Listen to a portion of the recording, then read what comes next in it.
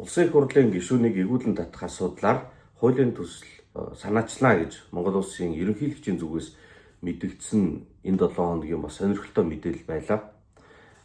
Үндсэн хуульд улсын их хурлын гишүүн өргөсөн тангарагаас няцвал түүнийг эргүүлэн татах үндэслэл болно гэсэн байдаг. Нөгөө талдаа улсын их хурлын гишүүн өргөсөн тангарагаас нятсан эсхийг маргааныг үндсэн хуулийн цэцэд хандаж шийдвэрлэж болно гэсэн ийм агуулга байна. За хоёр дахь үндсэл нь болохоор зэрэг улсын их хурлын гишүүн гэмт хэрэг үйлдсэн нь тогтоогдвол түүнийг түтгэлзүүлэх асуудлыг улсын их хурлаар шийдвэрлэнэ. Шүүхээр гин буруутан тогтоогдоод ял оноочих юм бол улсын их хурл эргүүлэн татна гэж бичсэн байна.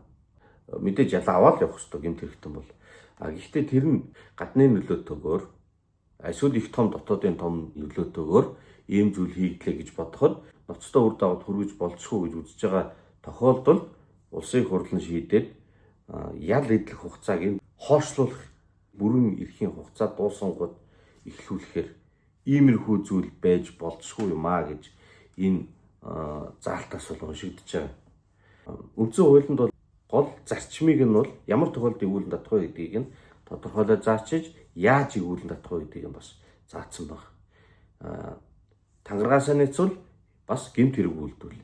За гэмт хэрэг үйлдсэн нь бүр ингээд тогтоогдоод шүүхээр ял тогтоодсон байхад улсын их хурл эргүүлэн татна. Буюу өөр хэн нэгийг эргүүлэн татахгүй улсын их хурлын шийдвэр гарна гэсэн агуулгын уншигтаад байна. Яагаад ийм хамгаалт байт юм бол? Одоо Монгол улс маань хоёр том их гүрний дунд оршдог.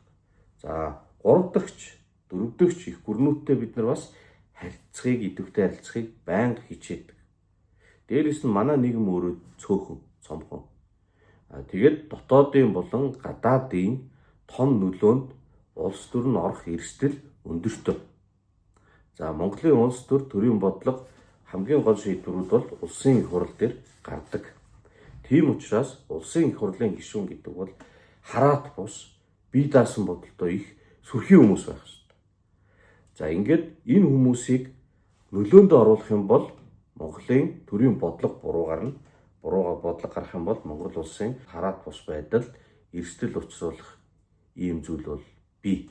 За үүнээс үүдээд улсын их хурлын гишүүний одоо энэ хамгаалтын асуудал яригддаг. Үндсэн хууль заасан тэр хамгаалт нь үүнтэй л холбоотой болоо гэж бол би бодож байна. За тэгэхээр нэг талаас гишүүнийг эргүүлэн татах нь ажиллаа хийхгүй байгаа, ёс зүйн зөрчил гаргаж байгаа, ноцтой зөрчил гаргаж байгаа тохиолдолд бол зүй ёсны асуудал. Нөгөө талдаа ямар нэгэн өргөн барих хууль тэр гарах шийдвэр нь үндсэн хуульд нийцтэй байх ёстой. 3 дугаарт үндсэн хууль улсын хурлын гишүүний хамгаалтыг тусгаж өгсөн нь Монголын төрийн шийдвэр гаргалтыг аль болохоор хараат бус байлгах гэсэн л оролдлого гэж бодож байна. Тэгэхээр энэ бүх зүйлийг бид дэнсэлжээж шийдвэр гаргах ёстой. Сэтгэлийн хөөрдлөөр шууд шийдвэр гаргаж болохгүй. Монголын төр оршихгүй гэдэг бол өөрөө хэмжиг сэдв учраас энэ дээр бол маш боломжтой хандах ёстой гэж бодож байгаамаа. Одоо өнгөрсөн 100 жил Монгол улс 4 удаа үндсэн хуулиа баталсан юм билээ. Хамгийн сүүлийнх нь бол энэ 92 оны ардчилсан үндсэн хууль. Миний хувьд их тийм хайр татам их гоё агуулгад концепттэй хууль гэж боддог.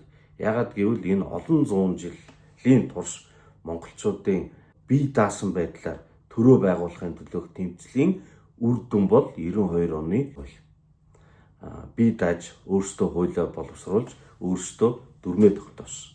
За энэ хуулийн хүрээнд хэд хэдэн сайжруулалт хийгдэж явсан. Тэгвэл үндсэн агуулга нь бол маш сайн хуулиа гэж боддог.